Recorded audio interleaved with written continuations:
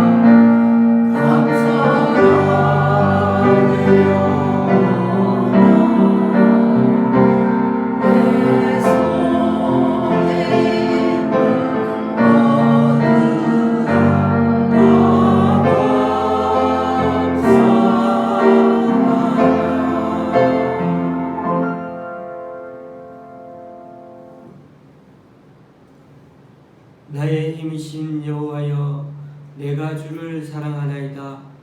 여호와는 나의 반석이시오, 나의 요새시오, 나를 건지시는 이시오, 나의 하나님이시오. 내가 그 안에 피할 나의 바위이시오, 나의 방패시오, 나의 구원의 뿌리시오, 나의 산성이시로다. 내가 찬송받으실 여호와께 아뢰리니 내 원수들에게서 구원을 얻으리로다. 아멘. 사도신경으로 주님께 신앙 고백 올려드립니다.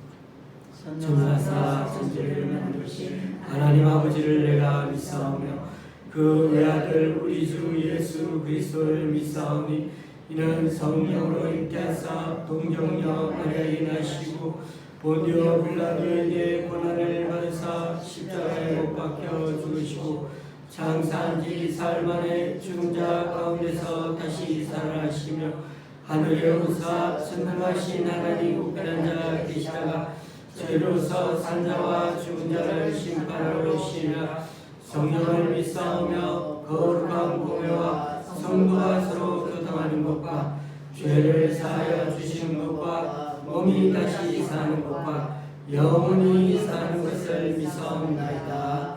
아멘. 자리에 앉으셔서 찬송문자 찬양하시겠습니다.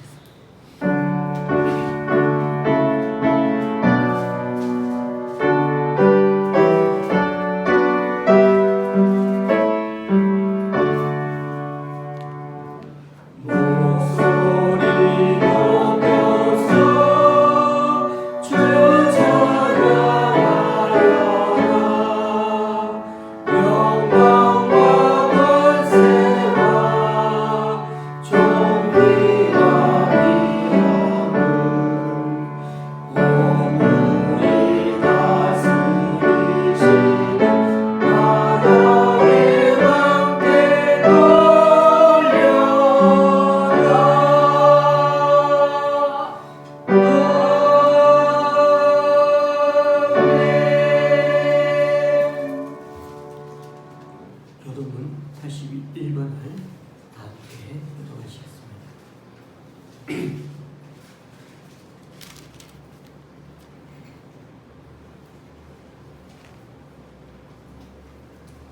그러므로 주 안에서 갇힌 내가 너희를 권하노니 너희가 부르심을 받으리에 합당하게 하여 모든 겸손과 온유로 하고 오래 참음으로 사랑 가운데서 서로 용납하고 그 안에 맺는 줄로 성령이 하나 되게 하신 것을 인정지키라. 몸이 하나요 성령도 한 분이시니 이와 같이 너희가 부르심의 한 소망 안에서 부르심을 받았느니라. 주도 한 분이시요 믿음도 하나요 세례도 하나요 하나님도 한 분이시니 온 만유의 아버지시라. 만유에 계시고 만유를 통일하시고 만유 가운데 계시도다. 아멘. 찬송가 90장입니다.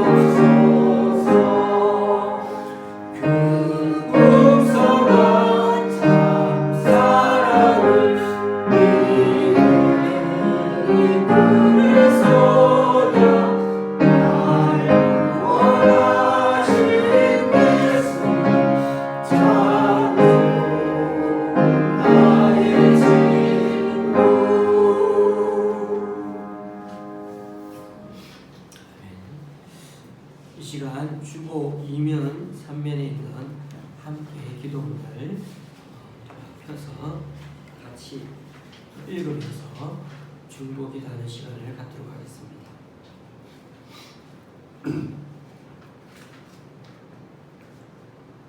먼저 우리 자신을 살피고서 기도하고자 합니다. 우리가 죄악을 품고 기도하면 그 기도는 듣지 않으시기에 이 시간 우리 자신의 죄인됨과 부족함, 연약함을 주님께 고백하고 맡깁니다. 주님의 보혈로 우리를 정결케 하여 주시고 성령님의 인도하심과 능력을 덧입어 기도하는 이 시간 되게 하여 주소서. 잠시 기도하십니다.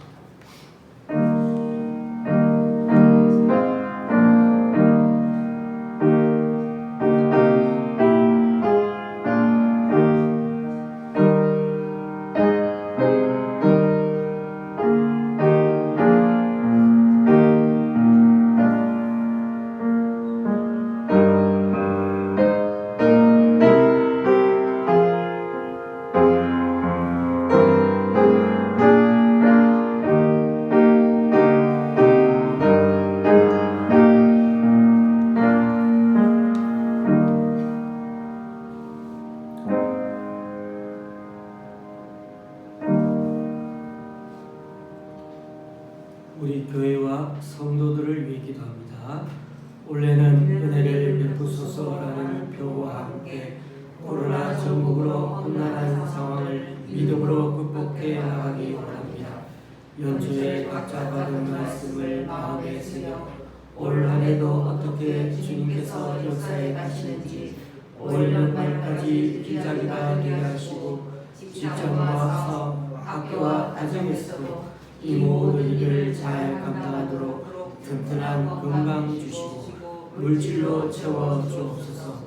또한 우리 각자 한 주간 삶의 자리에서 영혼 구원을 위한 사명감으로 살아갈 수 있게 주님 인도해 주소서.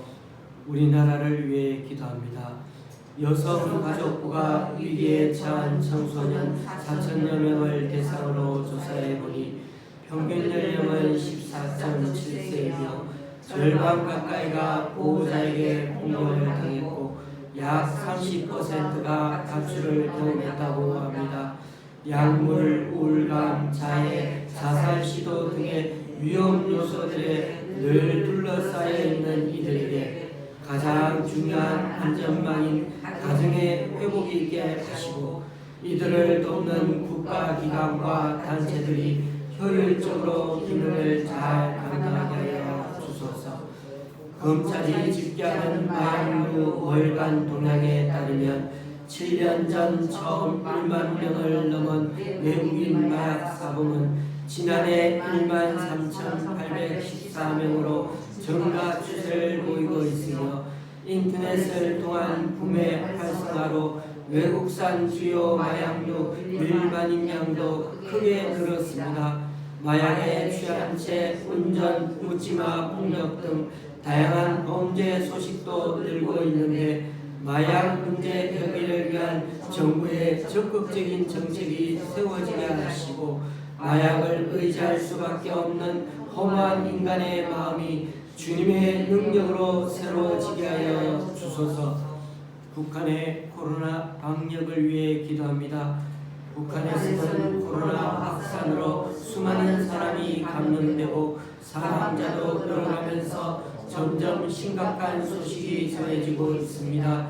최대의 비상 방역 체제이긴 하지만 열악한 의료시설, 의약품 부족, 식량 부족으로 인한 기본 면역의 약화, 백신 접종률 0% 등으로 매우 절망적 상황이라 합니다.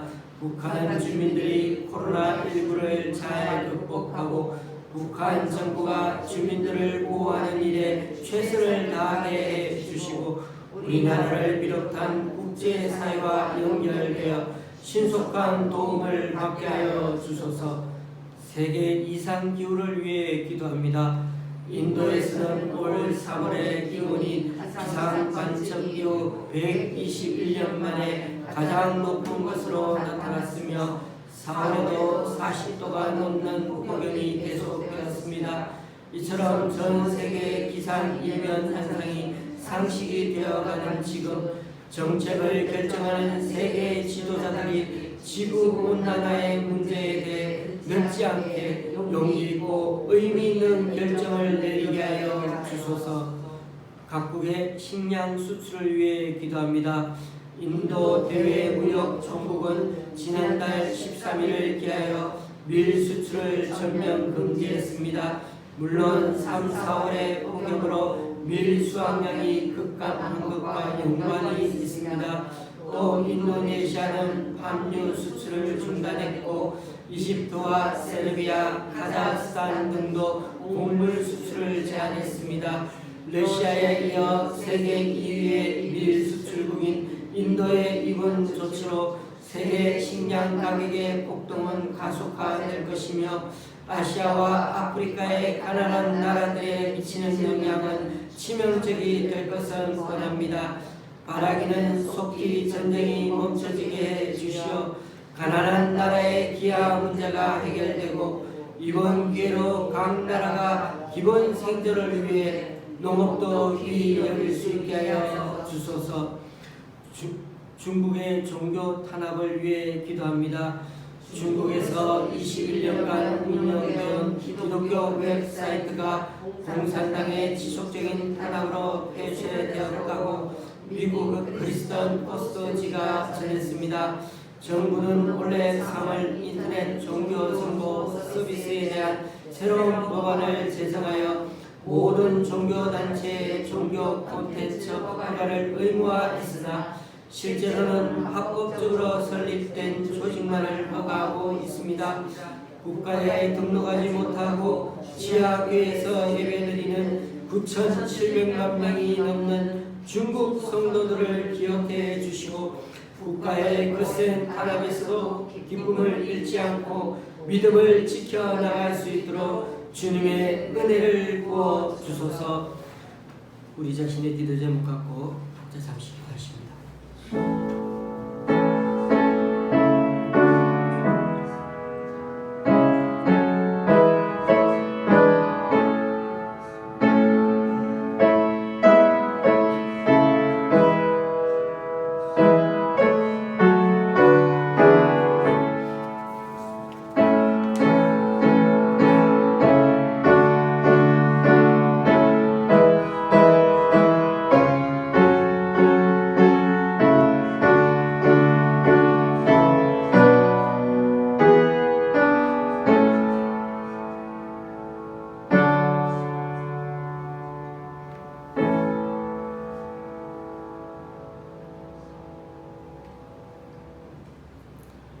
오늘 우리에게 주시는 하나님 말씀은 사무엘상 22장 1절 2절 말씀입니다. 제가 가지고 있는 구약 성경은 446쪽입니다.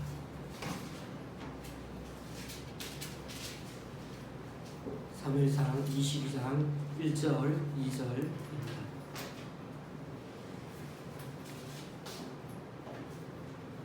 한 목소리로 다 함께 봉독하겠습니다. 그러므로 다윗이 그곳을 떠나 아둘람 굴로 도망하매 그의 형제와 아버지의 온 집이 듣고 그리로 내려가서 그에게 이르렀고 환난당한 모든 자와 빚진 모든 자와 마음이 원통한 자가 다 그에게로 모였고 그는 그들의 우두머리가 되었는데 그와 함께하는 자가 400명 가량 되었다. 아멘.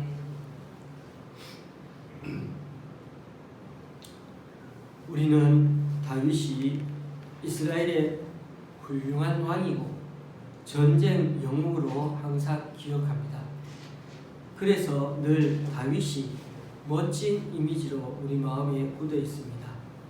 그는 군인도 아닐 때 소년 목동이었을 때부터 3m 거인 골리앗을 물리쳤으며 가는 곳마다 위기에 빠진 사람들을 구해주고 또 소아에서 약자들이 다윗의 도움을 받으러 그에게 모여들었습니다. 심지어 다윗은 마음씨도 좀 너그러운 편이었습니다. 사울왕이 아무리 자신을 죽이려고 했지만 계속해서 그도 살려주고 그 가문의 자식들까지도 연좌제로 죽이지 않고 가족처럼 따뜻하게 대우해 주었습니다. 그러나 성경을 잘 읽어보면 다윗과 관련된 역사에는 다윗이 이뤄놓은 치석과 신앙심 좋은 모습만 기록되어 있는 것은 아닙니다. 슬퍼하고 절망하고 화내고 죄짓고 사무엘상은 다윗이 왕이 되기 전까지 이야기가 기록되어 있는데 이 31장까지의 기록 가운데 한 반 정도 되는 부분은 다윗이 등장하지 않습니다. 16장부터 다윗이 처음 등장하여 사무엘 선지자에게 기름 부음을 받고 17장에 골리앗을 물맷돌로 죽입니다. 그리고 그 다음 장인 18장부터 마지막 사무엘상 끝날 때까지 계속해서 도망다니는 다윗을 볼 수가 있습니다. 다윗은 선지자를 통해 왕이 될 거라고 기름 부음을 일찍부터 받았지만 바로 당장 왕이 되지 못하고 상당한 기간을 도망 다녀야 했습니다. 그리고 그때 고생하면서 시를 짓고 노래로 만들어 불렀는데 그게 바로 유명한 다윗의 시편들입니다. 여러분, 시편이 150편인데 그 중에 다윗의 시라고 표제에 밝혀놓은 시가 장장 73편이나 됩니다. 2편만 더 있으면 반이 되는 거죠. 시편의 거의 반이 다윗이 남겨놓은 시라는 겁니다. 놀랍지 않습니까? 우리가 오늘 22장 말씀을 좀 생각해 보고 나서 꼭 댁에 가셔서 시편 57편을 한번 읽어보십시오. 거기에 보면 표제에 다윗이 사울을 피하여 굴에 있던 때라는 그런 표제가 달려 있습니다. 그러니까 시편 57편이 바로 이 사무엘상 22장의 이 사건을 통해서 이때 시를 지었다고 표제에 달아놓은 것입니다. 우리가 다윗의 일생에 대해 알아가기 위해서는 이처럼 사무엘서와 역대기 성경을 중심으로 읽어야 하겠지만 그와 더불어 이 시편 말씀도 함께 읽어보아야 한다는 것입니다.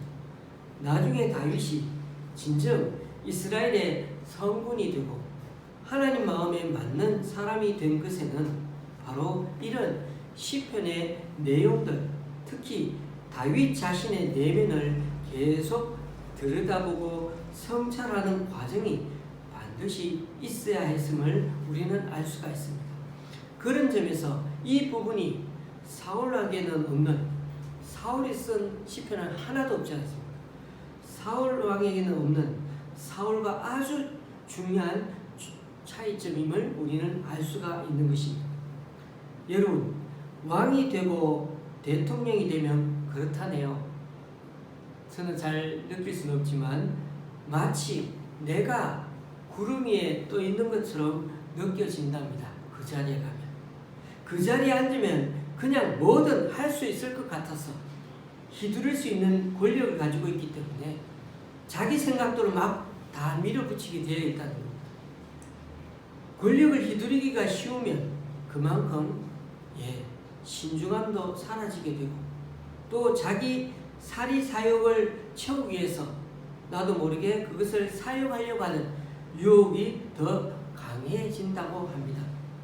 그래서 왕의 내면, 왕의 그 양심을 자주자주 성찰해내지 않으면 사울왕처럼 나도 모르게 자꾸만 스스로를 합리화해가는 그런 추한 자아상을 갖게 되는 것입니다. 하나님은 다윗만 아니라 나이 많은 모세를 부르실 때도 그러셨죠. 도망다니는 그 인생 여정처럼 보이는 그 40년간 광야 목동으로서 완전히 허송세월처럼 보낸 것처럼 보였지만은 그러나 그것은 하나님 보시기에 헛된 세월이 아니었고 그 과정이 다름 아닌 자아 성찰의 과정이었던 것입니다. 다윗은 지금 사울을 피하여 도망자 생활을 하고 있습니다. 기브아에서 성소가 있던 노 땅에 갔다가 다시 블레셋 가드로 가서 미친 척하며 있다가 겨우 살아남았죠. 나중에 다윗이 도망다닌 경로들을 나중에 한번 이렇게 한눈에 도면에다가 살펴보십시오. 그렇게 넓지 않은 이스라엘 그 땅, 우리 이스라엘 땅이 뭐 경상북도 땅 정도 된다 하지 않습니까? 그런데 그 좁은 땅에 얼마나 여기저기 돌아다녀야 돼. 좁으니까 더 피할 곳이 없는 거죠. 다윗은 그때만 해도 정말 그의 처지가 얼마나 긴박하고 위험했는지 모릅니다. 다윗은 계속 혼자서 사울의 칼을 피해 도망치고 있었습니다. 아무도 그를 따라다니는 사람은 없었습니다. 혼자 광야길을 걸었습니다. 혼자 광야에서 별을 보며 밤을 보냈습니다. 비록 왕으로 기름 부음을 받았지만 지금은 혼자 도망치는 외로운 존재였던 것입니다. 거기다 그에게는 무기조차 없었죠. 지금 자신의 생명을 노리는 사울 왕의 칼날을 피해 도망치고 있었는데 그런데 자신을 보호해 줄 수 있는 변변한 무기도 없이 도망만 다녀야 했습니다. 노베에서 겨우 제사장 아히멜렉의 도움으로 다윗은 자신을 지킬 수 있는 무기 하나를 얻었습니다. 우리는 지금 22장을 살펴보고 있는데 다윗은 지금 어디서 도망을 오고 있는 중입니까? 21장 끝에 보면 블레셋 가드라는 곳에서 지금 다시 이스라엘 땅으로 넘어오고 있습니다. 사울 왕이 너무 두려우니까 이스라엘 땅에는 더는 숨을 곳이 없는 것 같아서 너무 급해가지고 블레셋 땅으로 몰래 넘어간 거죠. 안 그렇습니까? 얼마나 두려웠으면 적의 땅으로 도망갔을까요? 지명 수배자가 되니까 이스라엘 땅에서는 더 이상 있을 수가 없는 거죠. 다들 사람들이 감시하고 신고하고 하니까. 그래서 가드로 도망갔는데 아니나 다를까 거기도 다윗을 알아보는 사람들이 많았어요. 너무 유명해졌으니까. 그 가드의 장수 골리앗을 죽였으니까. 그래서 정신병자 행세까지 해가면서 겨우 목숨을 부지하며 탈출하지 않았습니까? 그런데 오늘 본문에서는 더 이상 다윗은 혼자가 아니었습니다. 사람들이 찾아와 함께 했습니다. 1절 말씀에 보니 누가 제일 먼저 찾아옵니까? 다윗의 형제와 아버지의 온 집이 다윗을 찾아 아둘람굴로 왔습니다. 그에게 와가 힘이 되어줬을까요? 그런 건 아닌 것 같습니다. 다윗의 가족들이 여기 온 이유는 다윗을 추종하고 다윗을 따르기 때문에 찾아온 게 아니라 어떻게 보면 지금까지 우리가 성경에서 살펴본 바로는 다윗의 형들이 다윗을 막내동이를 얼마나 무시했습니까? 다윗의 아버지는 사무엘 선지자가 왔는데 막내만 쏙 빼놓고 그렇게 다 자식들을 불렀지. 이처럼 다윗에게 그렇게 호의적이지 않다는 것을 우리는 말씀을 통해 느낄 수가 있었습니다. 그런 점에서 다윗의 가족들이 아둘람굴로 찾아온 이유는 사울의 칼날이 이제 다윗 가족에게도 미치고 있었기 때문입니다. 사울의 칼날을 피해온 이 가족이 아둘람굴로 피난 온 것입니다. 두 번째로 다윗을 찾아온 사람들이 있습니다. 이 사람들은 약 400명 가량의 사람들이었습니다. 그런데 이 사람들은 어떤 사람들입니까? 2절 말씀을 제가 다시 읽어봅니다. 환난당한 모든 자와 빚진 모든 자와 마음이 원통한 자가 다 그에게로 모였고 그는 그들의 우두머리가 되었는데 그와 함께한 자가 400명 가량이었더라. 다윗을 찾아온 사람들은 사울 왕정 시대에 중심부에 있는 사람들이 아니에요. 삶의 변두리로 밀려난 사람들입니다. 사울 왕이 하나님의 뜻을 따르지 않았기 때문에 사울 왕의 통치는 바르지 않고 어렵지가 않았습니다. 그래서 원통함을 당하고 또 괴로움을 당하고 한난 당하고 그런 사람들이 다 어렵지 못한 사울 왕의 통치 때문에 그런 어려움 당하는 사람, 비치고 마음에 원통함이 가득 쌓인 사람들이 다윗을 찾아온 것입니다.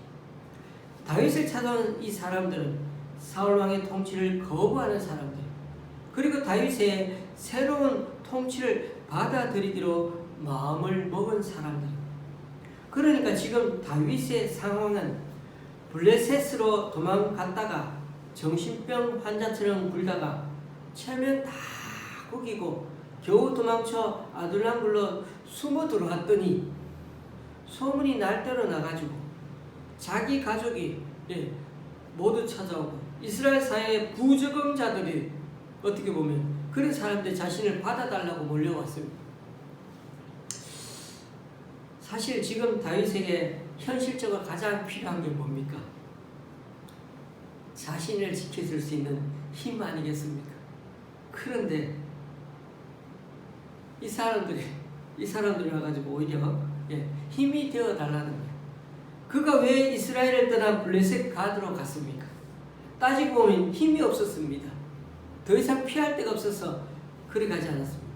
그런데 여기 모인 사람들은 군대 병력이 아니에요.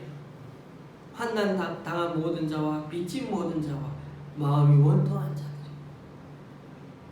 다윗의 보호막은커녕 오히려 돌봐야 할 자들처럼 보였어요. 그런데 혼자 도망 다니는 거와 이렇게 수백 명 같이 모여 다니는 거 어느 게 더 위험하겠습니까? 그리고 다윗이 머물고 있는 아둘람굴은 예루살렘에서 서쪽에 있어서 블레셋 지역과 경계에 위치해 있는 성읍입니다. 가드에서 다윗을 잡으려고 한다면 피할 수 없는 것입니다. 또 아히멜렉 제사장이 있던 놉도 그렇고 사울이 수도로 삼은 기브아 또한 다윗이 있는 아둘람굴에서 그리 멀지 않은 거리에 다들 있습니다. 즉 다윗은 언제 어떻게 공격당할지 알 수 없는 상황에 이 아둘람 굴에 와 있어서 여기에 오래 머물러서도 안 되는 처지입니다. 다윗은 결단해야 했습니다. 자신이 누구인지 무엇을 해야 할지 살펴보고 그는 이제 행동을 다시 해야 할 때입니다. 3절 4절에 보니까 자신의 부모를 모압 왕에게 부탁하려고 그렇게 이 이스라엘 동편 건너서 그렇게 잠시 이스라엘을 떠났습니다. 비록 현재 힘으로는 사울 왕을 대적하여 이길 수는 없지만 하나님이 주신 왕권의 정통성을 근거로 왕답게 앞으로 싸워보려는 결기가 여기에 엿보입니다. 자신을 믿고 모인 사람들을 보면서 도망자 400명은 이제 다윗에게는 신경 써야 할 난민이 아니라 다윗 왕을 주축으로 다윗 왕을 지지해주고 다윗 왕을 중심으로 정당한 이스라엘 나라를 새롭게 세워갈 동지가 되기 시작한 것입니다. 이처럼 하나님의 사람은 하나님 말씀을 근거로 행동해야 합니다. 비록 현실은 녹록지 않고 여전히 혼자서도 힘들어서 이사하며 집을 옮겨 다니는 처지일지라도 다윗은 자신을 왕으로 선포한 그 사무엘의 그 예언 한마디에 자신의 모든 인생을 내걸었습니다.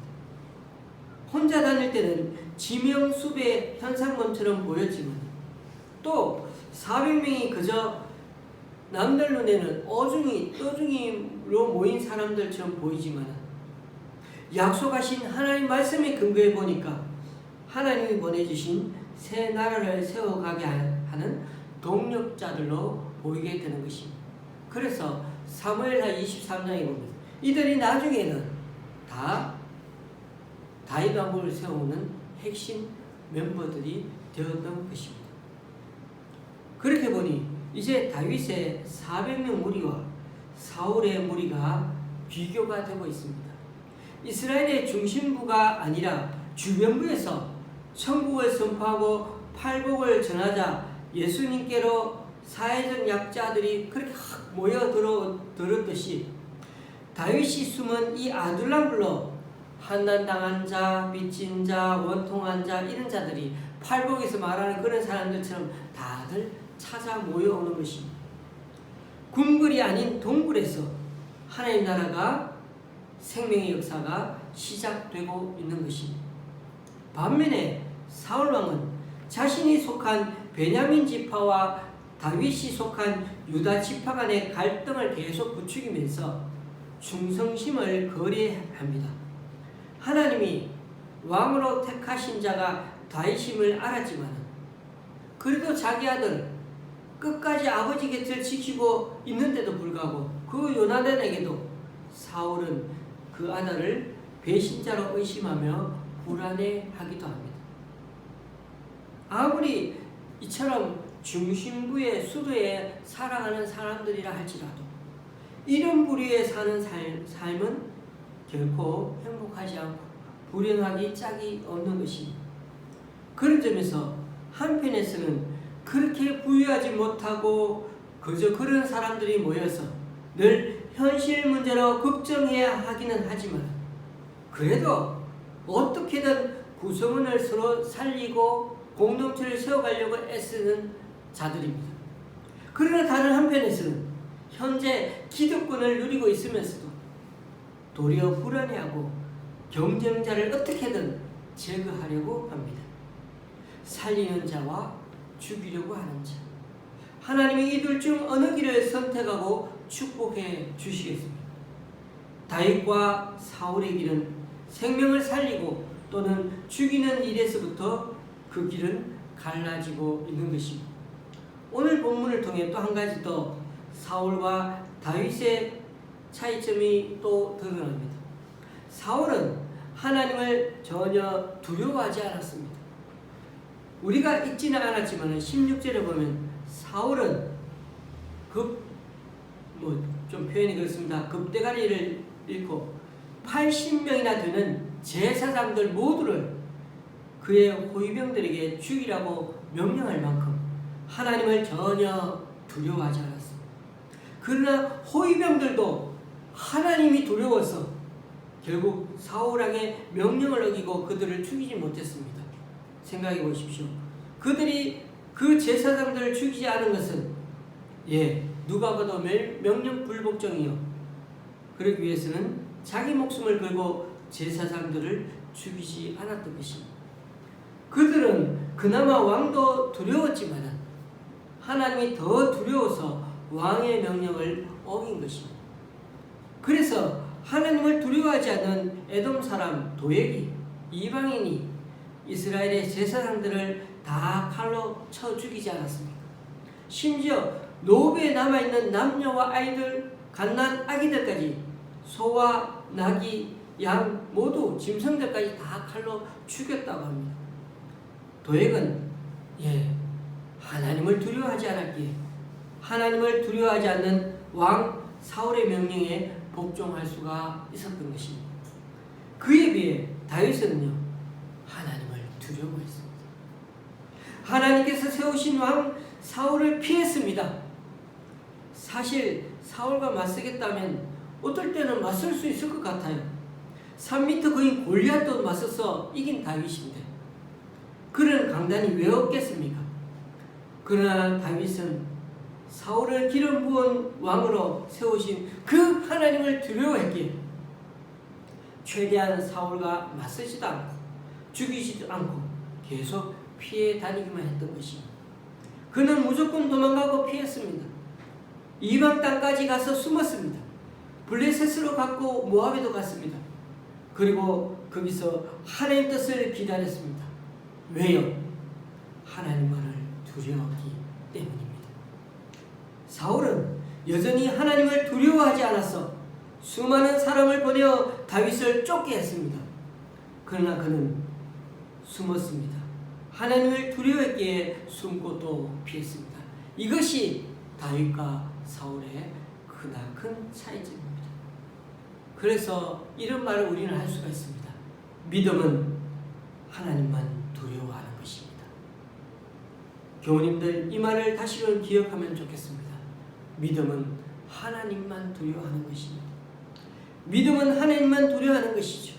젊은 다윗이 그렇게 고백하지 않습니다. 그는 하나님만을 두려워했습니다. 골리앗도 두려워하지 않았습니다. 곰, 사자, 늑대, 들짐승도 다 두려워하지 않았습니다. 그 누구도 두렵지 않았습니다. 사울도 두렵지 않았습니다. 어떻게 보면 다윗은 하나님만을 두려워하는 그 믿음의 사람이었기 때문입니다. 그러므로 하나님만을 두려워하는 다윗에게 사회의 여러 모양으로 억압받은 수많은 사람들이 모여들고 있습니다. 하나님께서 다윗과 함께 하신다는 그 믿음을 갖고 있기 때문입니다. 하나님만을 두려워하는 다윗이 억압 가운데 있는 이들에게, 도움이 필요한 이들에게 하나님의 피난처가 되어주고 그늘이 되어준 것입니다. 그렇습니다, 교우님들. 하나님만 두려워하는 사람이 억압 가운데 있는 이들에게, 도움이 필요한 이들에게 피난처가 되어줄 수 있습니다. 왜냐하면 하나님만을 두려워할 때 비로소 두려움이 사라지기 때문입니다. 불안함이 사라지기 때문입니다. 더 이상 두려운 존재로 여겨지지 않기 때문입니다. 도리어 하나님만 두려워할 때 하나님의 사랑으로 사람을 대할 수가 있는 것입니다. 우리가 건네는 말이 점점 따뜻해지게 됩니다. 배려하고 양보하게 됩니다. 자신감이 생깁니다. 점점 상대방 입장에서 이해하게 됩니다. 하나님의 부유함으로 사람답게 살아갈 수 있게 됩니다. 누구를 만나도 당당할 수가 있습니다. 분노와 증오를 갖고 억압하는 누군가를 심판하고 공격하려 하지 않고 그런 과정들을 하나님께 오히려 내맡길 수가 있습니다. 하나님만을 두려워할 때 진정 사람을 인격적으로 대하는 인애의 삶을 살아갈 수가 있는 것입니다. 교우님들, 이번 한 주간도 기도로 시작하며 하나님만 두려워하기로 결단하십시다.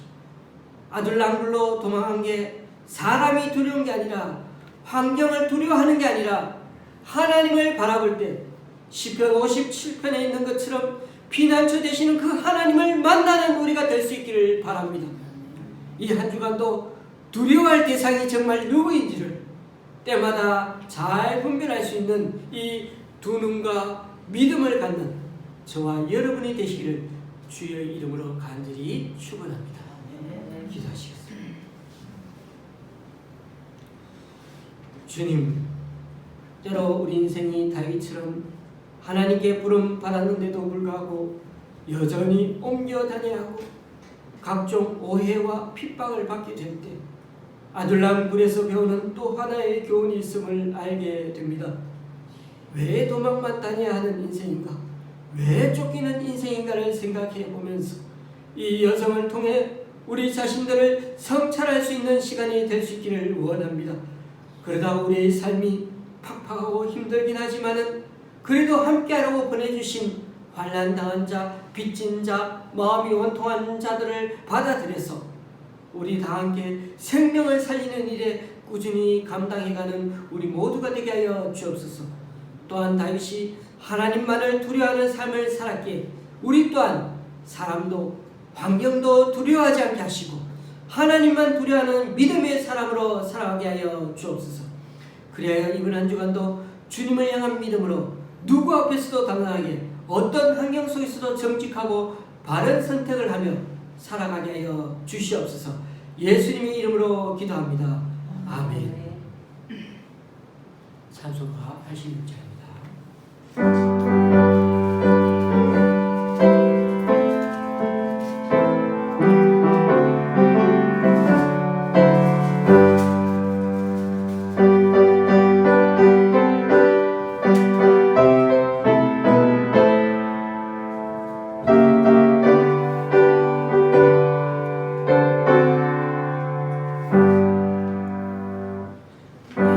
내 마음을 지어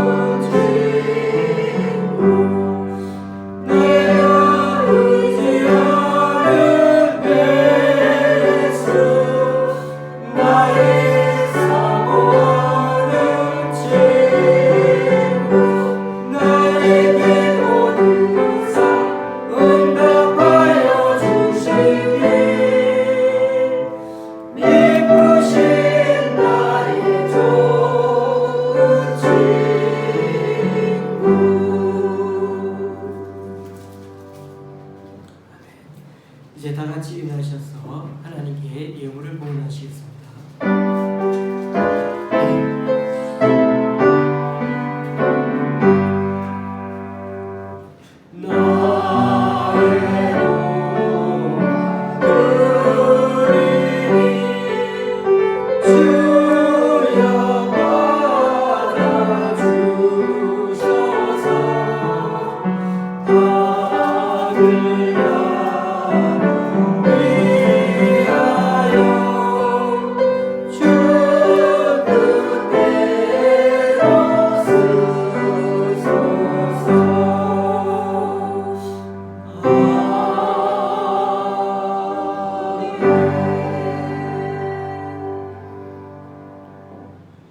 주님, 오늘 이 시간 주님 앞에 나와 각자 여러 모양으로 드리는 헌금들 기뻐 받아주시고 쓰이는 곳마다 귀한 결실 맺을 수 있도록 크신 은총으로 덧입혀 주옵소서.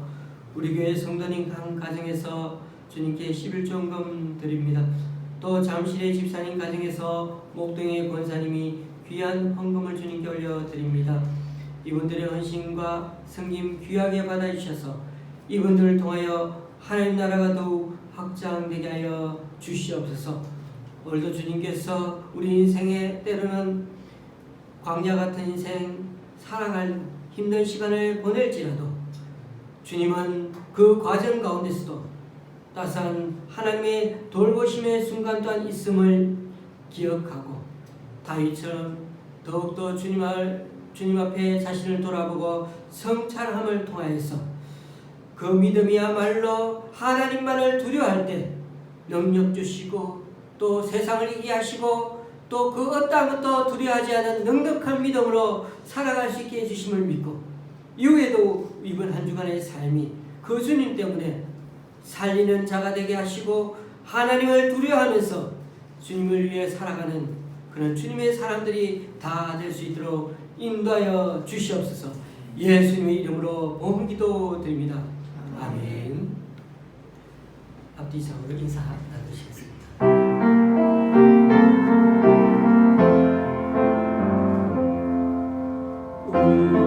우리에게 향하신 영화를 인하시니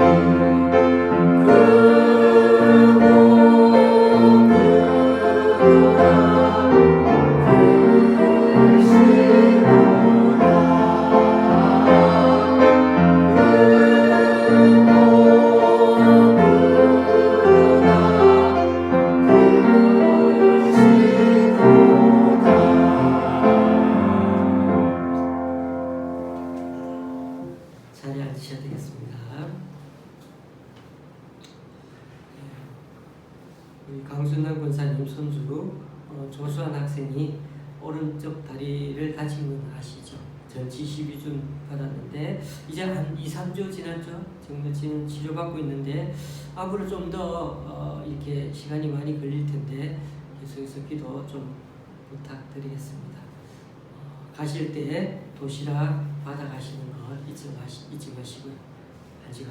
한 주간도 주님 안에서 강건하시고 늘 행복하게 살아가시기 바랍니다.